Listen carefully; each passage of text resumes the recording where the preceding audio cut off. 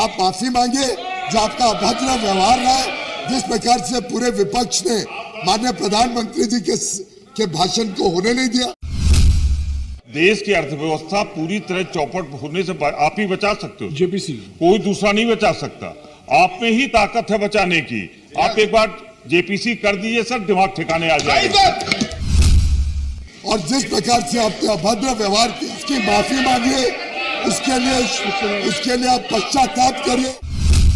देश हमसे उम्मीद रखता है कि राज्यसभा में डिबेट हो, डिस्कशन हो, डायलॉग हो, डेलिब्रेशन हो। संविधान निर्माताओं की आत्मा और संविधान की मूल भावना पर कुठाराघात करना हमारा आचरण नहीं हो सकता। आज के दिन क्या हम ऐसा आचरण बात देना चाहते हैं कि सदन में हम कुछ भी करेंगे पर सार्थक चर्चा नहीं करेंगे, सीमित व्यवहार नहीं करेंगे?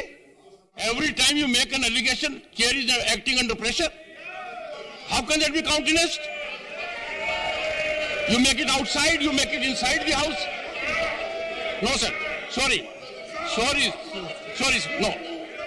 No. माननीय सभापति महोदय, आपने सही फरमाया। ये संविधान के अंतर्गत जो नियम और कानून है उसी के अंतर्गत हमें काम करना चाहिए।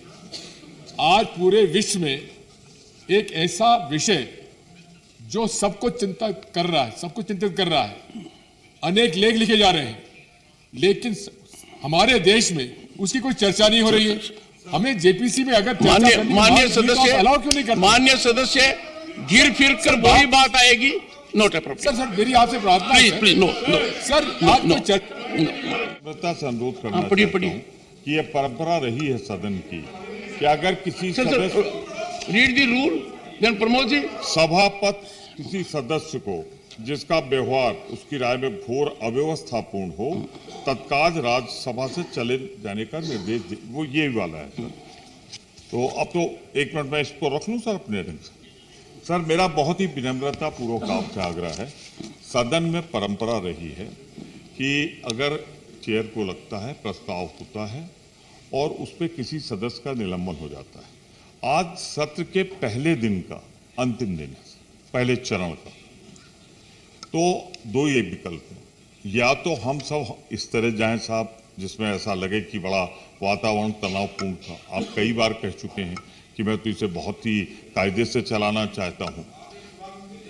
भैया प्लीज मैं आपसे विनम्रता पूर्वक, तो मेरा एक विनम्र अनुरोध है, आज सदन जब स्थगित हो तो थोड़ा अच्छे वातावरण में हो जाए। आपका पॉइंट ऑफ ऑर्डर सर, अच्छे वातावरण में हो जाए। एक मिनट पॉइंट ऑफ ऑर्डर हो जाए सर। तो मेरा एक विनम्रता पूर्वक आग्रह है कि एक महिला सदस्य, भद्र महिला, बहुत अच्छी महिला सर, उन्होंने, आप निलंबन हो गया तो पुनर्विचार का अधिकार आपको है। और सुनिए, आपको तो अधिकार है कि आप नेता सदन को बाहर निकाल सकते हैं, उसमें कोई दो राय नहीं सर, आपका असीमित अधिकार। तो विनम्रता पूर्वक कि विचार कर लें। और दूसरा सर, देश की अर्थव्यवस्था पूरी तरह चौपट होने से आप ही बचा सकते हो। जेपीसी कोई दूसरा नहीं बचा सकता। आप में ही ताकत है बचाने की। आप एक बार जेपीसी कर दीजिए सर, दिमाग ठिकाने आ जाएगा।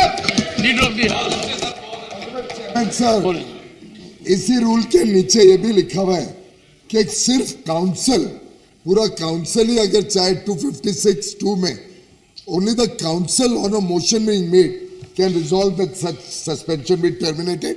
तो मुझे लगता है चेयर के ऊपर किसी प्रकार का भी कहने की आवश्यकता नहीं है कि सिर्फ आप ही बचा सकते हैं।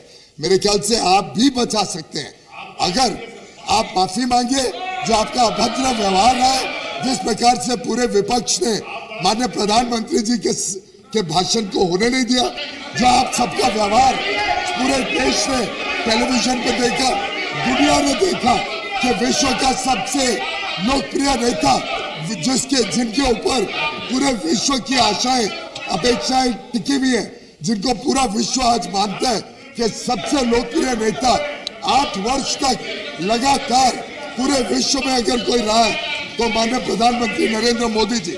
और जिस प्रकार से आपने अभद्र व्यवहार किया, जिस प्रकार से उनको तकलीफ दी और उनको लगभग 1.25 घंटे तक यहाँ पे आपका जो व्यवहार रहा वेल में रहकर उसकी माफी मांगिए, उसके लिए आप पश्चाताप करिए।